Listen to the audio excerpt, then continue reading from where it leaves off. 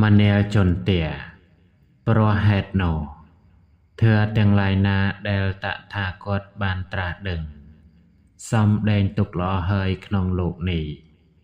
គួរឲ្យអ្នកទាំងអស់រួមគំនិត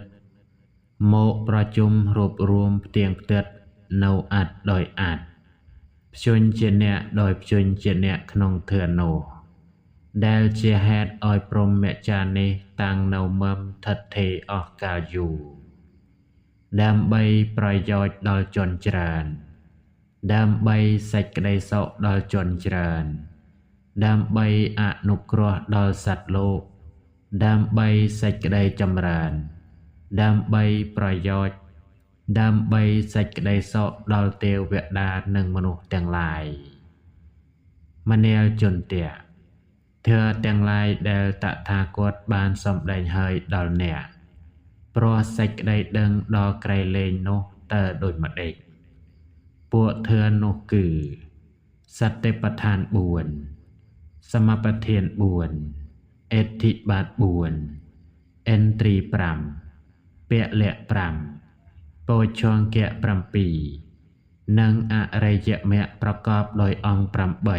8មនាលជនតេធើទាំងឡាយនេះឯងដែលតថាគតបានត្រាស់ដឹង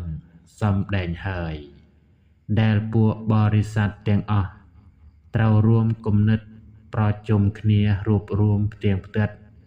នៅអត្តដោយអត្តព្យញ្ជាអ្នកដោយព្យញ្ជាអ្នក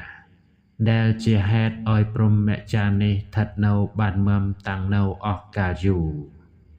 ដើម្បីជាប្រយោជន៍ដល់ជនច្រើនដើម្បីសេចក្តីសុខដល់ជនច្រើនដើម្បីអនុគ្រោះដល់សត្វលោកដើម្បីសេចក្តីចម្រើនដើម្បីប្រយោជន៍ដើម្បីសេចក្តីសុខដល់ទេវតានិងមនុស្សទាំងឡាយបៃដកភាគ18ទំពើ258ដល់260